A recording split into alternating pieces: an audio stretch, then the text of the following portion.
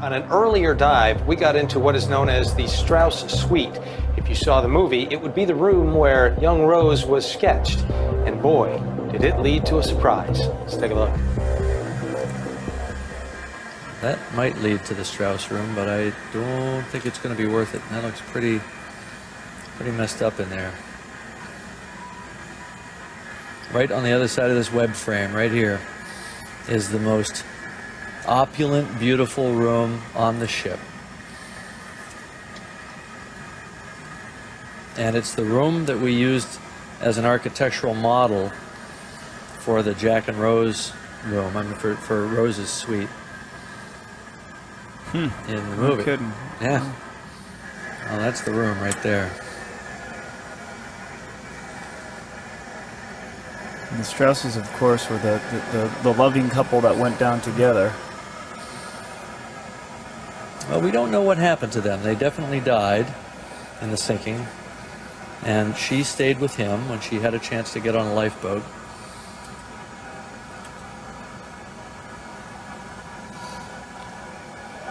Well, I believe we are in the Strauss cabin. We are in the Strauss cabin, yes. Have we Oh, there? say it's not the clock. It looks like a clock Say it to is me. not the clock on the mantle. Oh my God! And look at the This woodwork. is outrageous. Oh yeah! Oh yeah! Is it Look. a fireplace? Or Yes, that's a fireplace. No kidding. And there's a clock sitting right there. Yeah. Look. Nice. Oh, this is the clock we did in the movie because we based it on this photograph of the Strauss cabin. No kidding. It's the clock. No kidding. Fantastic. That's outrageous. And it's remarkably well preserved. Look at that. It's sitting on the It's mantelpiece. gilded. Sitting on place. Look, there's the little gold andirons down at the bottom. And there's the ornate woodwork, which must have been teak, I guess, or some very high grade of wood. Oh my God! Oh look! Oh look! The gilt. That's right. The gilt inlays. Oh Ornamentation. my God! It's the room. This is the room. We built this room. This is where, you know, Jack draws Rose next to the fireplace. No kidding. This is the room. There's where the mirror would go. Oh my gosh. This is outrageous. Ken, what is that thing there? That is a gilded sconce. There was The last one time on we had this either much fun. side of the fireplace up above it, and that one's fallen down. Don, for those who don't know, Right there. who were the Strausses? Well, Isabella Strauss was the founder of Macy's department store, and they're famous in the sinking because she wouldn't leave him, and they ended up going down together. They've been married 40 years. Where you go, I go. Don't argue with me, Isadora. You know it doesn't. Did you see the time? It's tough to say. Not immediately, but maybe. I see something up there.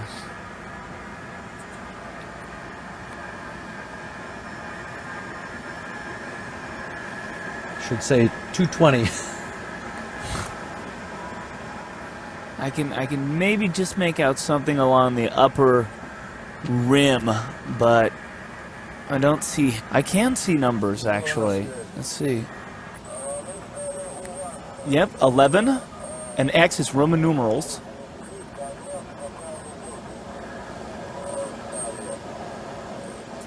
Oh, tell me that's not a hand at 20 after 2. Tell me it's not.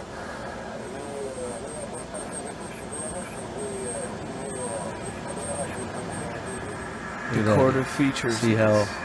I don't know if that's a piece that's mounted on there or how they did this. It looks. Was it carved and then painted? I think that it's carved, and then I think they might have been painted, but or it might have been gold leaf. Gold leaf, yeah. Yeah, that's a possibility as well. They went all out on this room. All right, well, what I'll do is I'll go back out the way I came in. So this is the purser's office right here. The inquiry office is just to our right. It's not, tell them they're there. They're there. They're doing it. Looking and hold that position. He's looking at, in the purser's office, at what I think that's the safe. we think is the safe. There's the safe. See it? Uh-huh. Hear that? Huh? Wow. All right. Purser's safe. No kidding. Did you bring your safe cracking equipment? Right. And it's a safe. Maybe it's full of jewels. Yeah, some diamonds. Some diamond. No diamond? No diamonds, but yes, diamonds. Maybe diamonds. So let's open it now. We need a manipulator. You got a key? There's a key up on just a few feet from where we are now, of some kind. Hey, there's something. Yeah, there's some kind of handle maybe.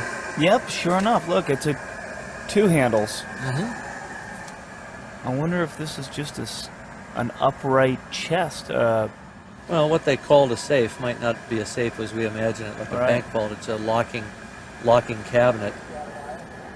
There should be some brass beds in here. I think I saw. There's a bed See one? right there. Yeah. Look, it's a complete bed. It's intact. Oh, awesome, awesome. So now I think we're looking into C39. It's right. It's the cabin immediately forward of the purser's office. That's it. Look at that. There's a stateroom for you right there. Look at those It's a big big C-deck, window. big C-deck windows. Beautiful, beautiful, beautiful. Ha! Check this out. Amazing. So that's all that's left of the wall that would have been there, which is those light switches. Tell them they're doing a great job on the lighting. We're loving what they're doing. We're loving what you got going on there. We're getting some incredible images of a very well preserved stateroom. That was a pretty good view of the detail of that port light. Look, we're looking out at them through a C-deck porthole. Wow, this is pretty cool. Should be a bed here. Yep. We're sitting in the bed. This is the view the guy would have had sitting in this room, looking, kind of over his feet at the end of the bed. We are moving forward. We are now heading into Charlie 37. I repeat, Charlie 37. More brass beds. That's a pretty good view of the washstands. Look at that. So do we know the person who used these? We've got several that are fore and aft. Who had a double washstand? Any of these staterooms that have the three beds, upper and lower, and a third bed, that would have a double washstand. And look at there's a glass. There is. There's something glass lying in the basin That here. probably fell from above. That may Guys, be the back of the mirror. What else is in the basin? Is that wood or building material? This is just sediment and junk and But stuff this, that's fallen I from think it's above. the mirror that was above the basin. It's fallen down and it's It brought down seems the to glass have, with it. yeah, it has like three holes in it where it may have been that attached. looks like it could be a shard of glass there. I think the mirrors have come down into the basin. Yes. The mirror definitely was above it. It's centered.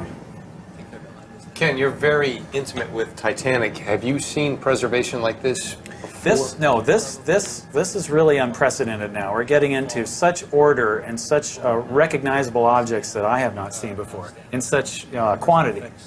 It's real exciting. Parks, you agree? Oh, this is amazing. To see these soap dishes still attached, this tip basin still sitting in the washstands, it's absolutely amazing. Surrounded by the beds, the doors. I can't get over the door frames that have survived. And get this, you're seeing stuff that's unprecedented to you guys, and the night's still young. Who knows what's up yes. ahead, right? Exactly. Yes. What have we there? First, that's the Marconi tubes. Look at that. Yep, These no are the kid. These are the tubes. Oh, check that out. That is nice. That's awesome. Those are the tubes. The messages would leave from here, literally leave from here, and go to the Marconi room. Look at that desk just sitting there. Oh, look at that desk, perfectly preserved. See the drawer pulls on the desk? That's right. That's exactly what that is. This is actually part of the inquiry office here, because that would have to be the inquiry office desk. Fantastic. Want to write a letter? I want to open those drawers and I see know. what's inside. This desk looks to be exactly identical to what was in the Marconi room up on boat deck. And are those handles, are they brass? Yes, so they'd be brass, probably nickel plated, the way most of the metal was on the ship. Well, Hugh McElroy was the first-class purser. He was lost that night. But you also he'd shared the purser's office with storekeepers. They would help keep records and things like that on his behalf. And so probably any one of them might have used the desk. Light out there. Passengers would fill out telegraph forms, pay for them in the inquiry office, and they would be sent up via pneumatic conveyor to the Marconi room, where the operators would send out the message, then write a receipt for it and send it back down to the inquiry office. So what I should do... So passengers sent and received their telegrams down here on C deck, not in the Marconi room on boat deck. That's where you'd feed the message in. Isn't that wild? Okay, now we're going to move on to the next phase, which is to B deck portside Ismay suite. This could be a really cool room. This is Bruce Ismay's suite. This is the guy that left the ship. 1,500 people still on board. We're in the suite looking at the fireplace. We're loving what you got going on there. Isn't that amazing? That ribbon design still there. These little touches of elegance. You can almost feel the hands of the guy that made that. J. Bruce Ismay was the managing director of the White Star Line, and he was the one who vetoed the idea of having 48 lifeboats. He felt that fewer would be fine, that they, as long as they met the law, they were okay. Some kind of a thing sitting on top of the mantle here. Getting into Ismay's suite was really interesting. On one of the shelves was a little box, and you just know that his tie clip and his shirt studs and his cufflinks are all inside that box, still sitting there. Okay, I think we're running out of wonder here. Well, I'm here with Park Stevenson, one of our experts concerning the Titanic. And Parks, I noticed you got your computer out. What exactly are you doing here? Well, I've got a program loaded into my laptop, and it's called the Navigator. It's basically a computer reconstruction of the entire ship, showing all the rooms. And as Jim's bot proceeds through each of these rooms, I'm following along, following his every movements, so that I can keep oriented on where we are, and hopefully keep the audience oriented also. And where is Jim now? He's approaching stateroom A20, which I believe is the stateroom of Lucille Duff Gordon. Excellent. Well, with that said, let's go to Jim now. There. It's like that's a mirror that's fallen out of a washstand. There's the remains of the washstand. This is the remains of one of the Pullman berths that's fallen. Let's see if a Pullman berth is indicated.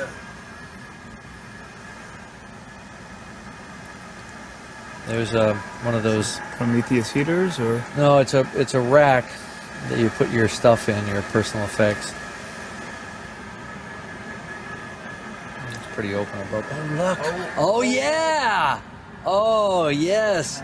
Now we see what the engraved windows look like.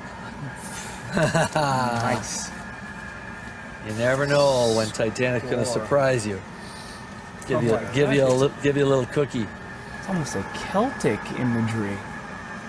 I better get this right, because Parks will have to do a whole CG reconstruction of it. I can see it lying. See the head of the dog here? Here's the eye, ears. It is Celtic. Look at that. And here's the nose.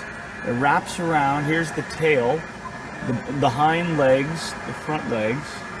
It's like a wolf. And this is Lucille's room. This is definitely Lucille's room. Yeah. Looks like there might be a ship. I think so. Sailing ship. Yeah. Classic sailing ship. Look at that. Yeah. Big fork, billowing sail.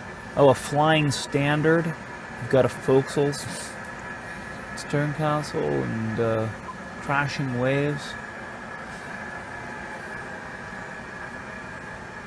Yeah, a little Celtic nautical motif. That is beautiful. So this is I got a pretty good shot of it there. Cosmo's room. Yeah. Be a little hot. Yep.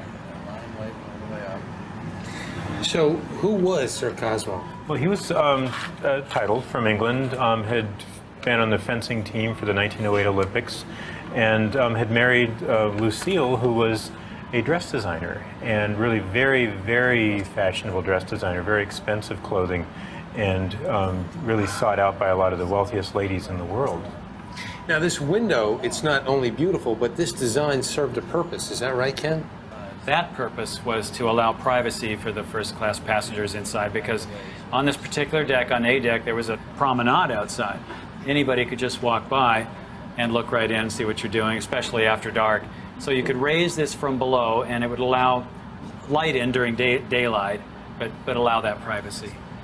Spectacular. Now, what would a room like this go for? Oh, about 40 pounds, a little less than 40 pounds. Which would be... it was about $200 in 1912, which, depending upon how you play with the numbers, you know, you could say is as much as like $10,000 today. Incredible. That's just great. The old and the new. Titanic represented the latest and greatest of her period, you know, at the time. And this was considered antiquity and how far shipbuilding had come. Okay. All right. And we're out. So now we're here. Right here. So if I turn to my left, it should be that huge room. What's that over there? So this is a lavatory on our left here. Pantry, actually. Is that what it says? Yeah. Pantry. Oh, well, that might be interesting. Let's take a look at the pantry. Yeah, look at this. The wood there on the side of the table is rather intact. This room looks... This whole room looks well preserved. Look, there's things on the wall that... Oh, we're going in. Oh, we are boy. going in. We've got... It looks like maybe bowls. Oh my God, look, there are dishes in the cabinets. You know how that happens? The cabinets are closed, and then the doors, you know, dissolve away. Uh-huh. Here, I gotta get this. This is too good. This is too cool for school. Tableware in the pantry. Look at this. These are stacked plates. That's a stack. That's what I'm saying. It's a bunch of stacked china. Wow.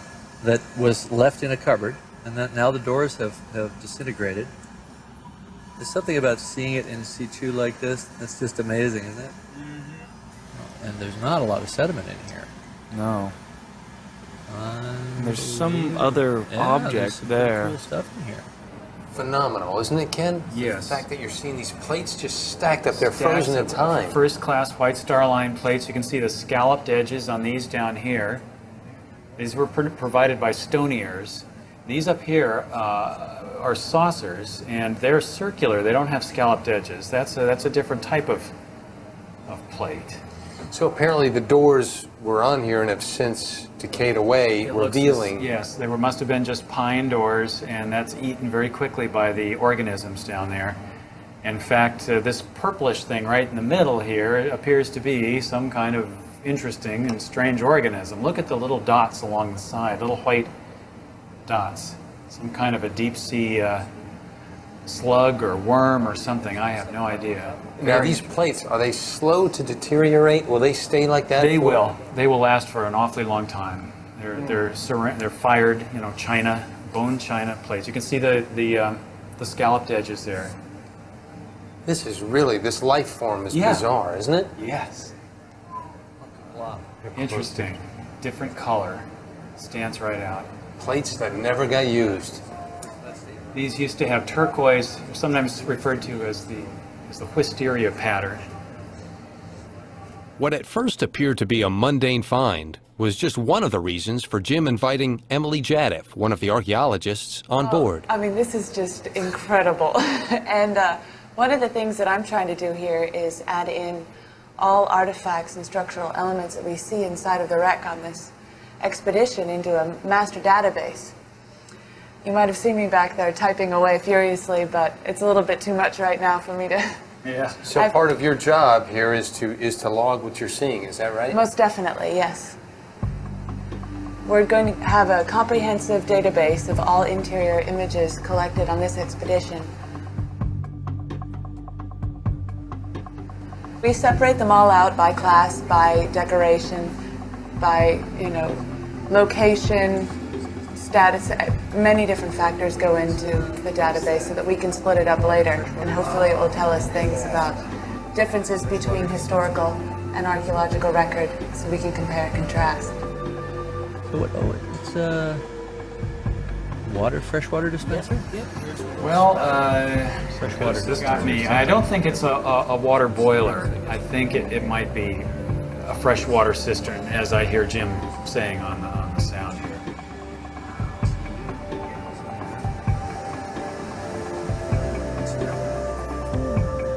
Pantries are cool.